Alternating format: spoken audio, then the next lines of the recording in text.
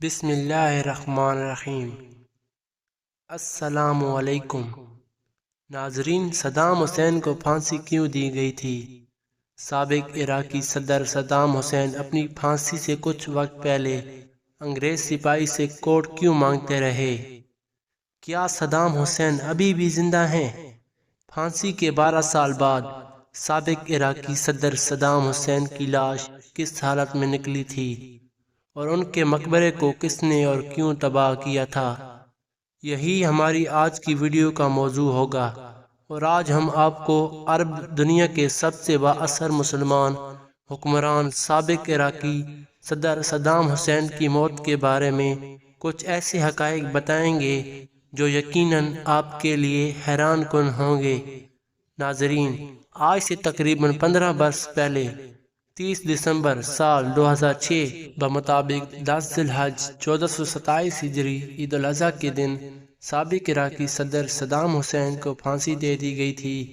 انہیں عراق کی اعلیٰ عدالت نے جیل میں 1982 میں 148 کردوں کی ہلاکت کے الزام میں پھانسی کی سزا سنائی تھی۔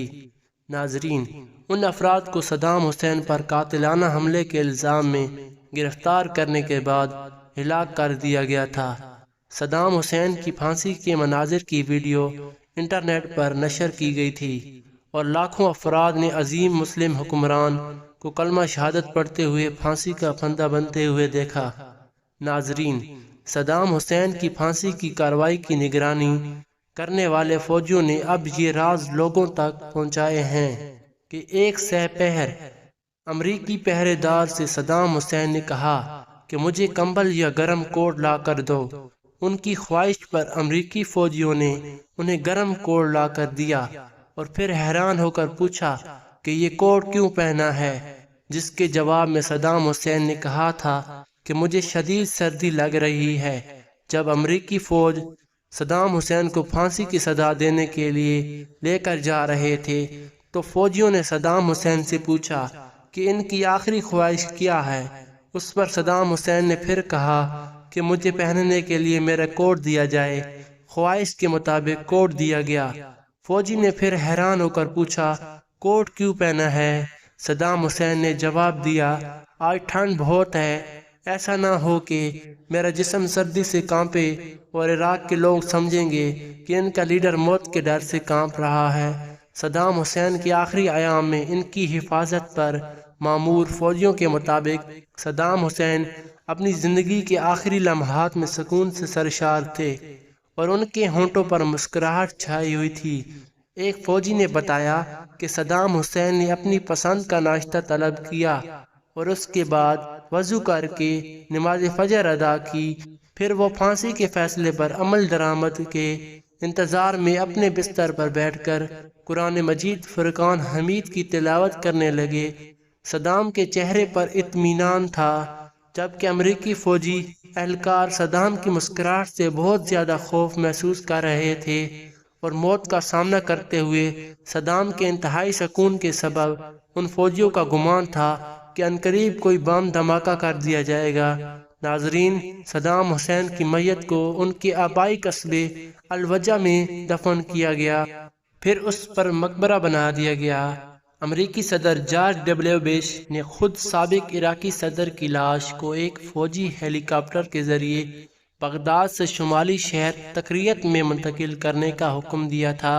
صدام کے قبیلے البونسر کے سربراہ شیخ مناف علی النداع کے پاس لاش کی وصولی سے متعلق ایک دستخط شدہ خط موجود ہے۔ اس میں انہوں نے اس بات سے بھی اتفاق کیا تھا کہ میت کو بلا تاخیر تدفین کر دی جائے گی۔ ناظرین، اس کے بعد سے ہر سال 28 اپریل کو صدام حسین کی قبر پر زائرین کی بڑی تعداد کی آمد ہوتی ہے۔ یہ ان کی سالگرہ کا دن ہے اور اس روز وہاں آنے والوں میں اسکول کے بچے تک شامل ہوتے ہیں۔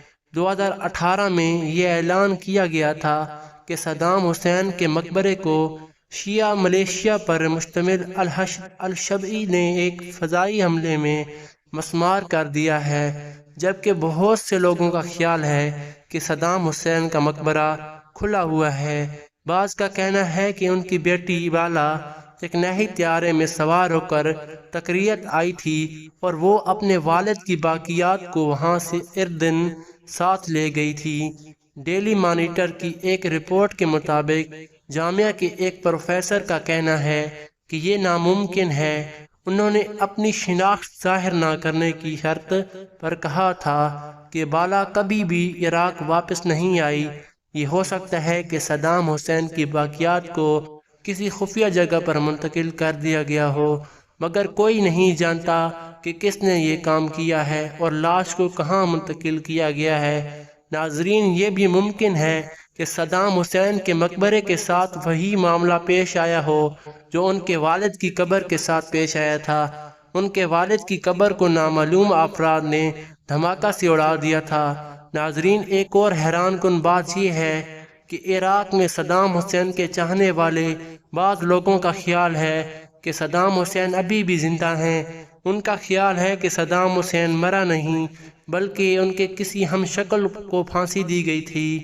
ناظرین، عراق کے سابق صدر صدام حسین کی سیکیورٹی پر مامور 12 امریکی فوجی ان کی زندگی کے بہترین دوست تو نہ تھے، تاہم وہ ان کے آخری ایام میں بہترین ساتھی رہے۔ یہ 551 ملٹری پولیس کمپنیوں سے منتخب ہوئے تھے اور انہیں سپر 12 کہا جاتا ہے۔ ان محافظوں میں سے ایک بارڈن ورپر تھے جنہوں نے دیپرز نیرانے ہز پیلس کتاب لکھی، جس میں انہوں نے صدام حسین کے زندگی کے آخری دنوں کے بارے میں لکھا۔